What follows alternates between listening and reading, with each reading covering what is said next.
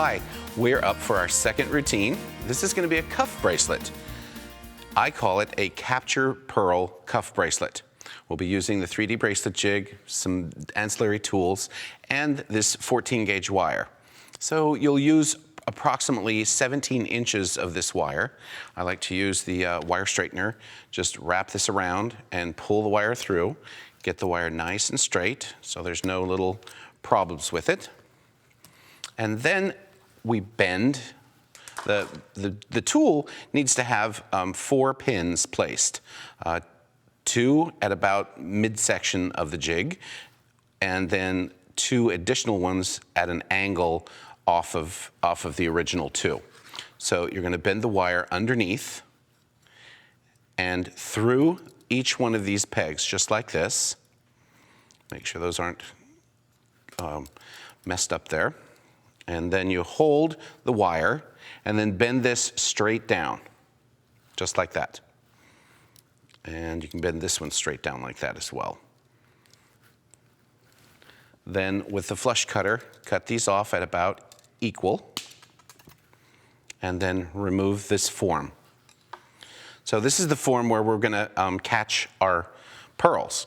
But what you normally need to do with 14 gauge wire is you need to enlarge the holes. So we're going to use this reamer that's battery operated, and because the tip has diamond on it, you need to submerge that in water.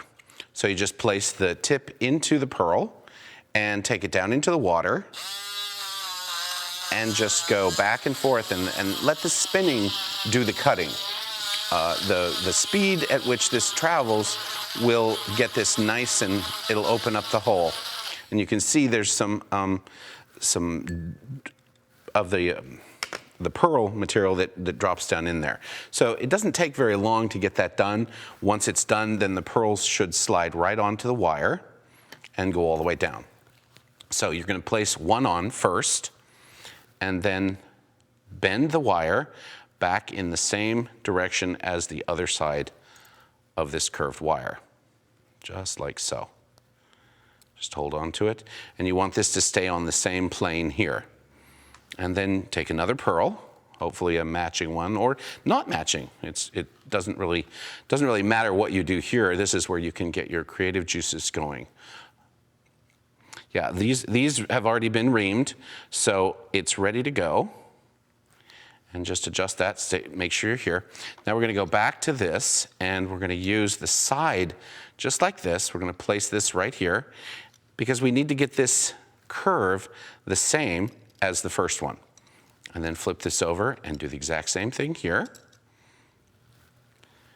And bending this down carefully so that we have those. And they'll kind of turn in a little bit on you, but it's a nice hard wire, so you can adjust it.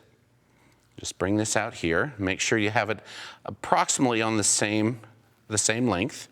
And come in with your flush cutters right at the center and snip. So here's where our wire routine sort of repeats itself. We're going to use the large crimp. This is for a 14 gauge. You're still going to be using the larger of the crimp tools. And hold it again approximately 1.5 millimeters from the end. Slide this over the top to find your halfway mark. Use your thumbnail. I would like the crimping portion to be on the inside here so we can kind of hide it a little bit. Then slide this into the wire and make a crimp.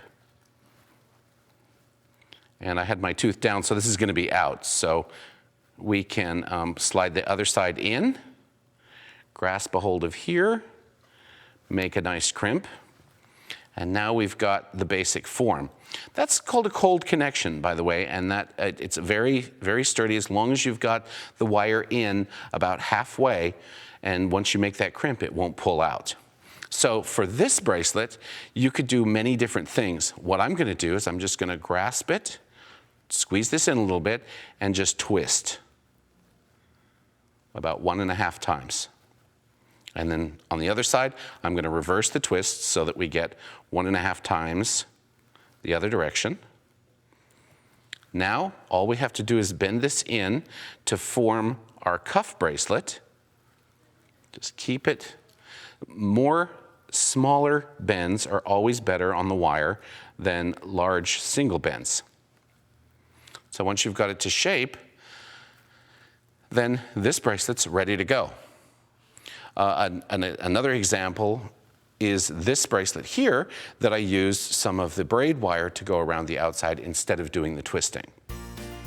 So this routine allows you to be able to capture any type of bead that you have, whether it has a large or small hole, just by using the bead reamer to open the hole large enough for the 14 gauge wire, which gives you a very, very sturdy cuff bracelet. We'll be right back with another wire routine.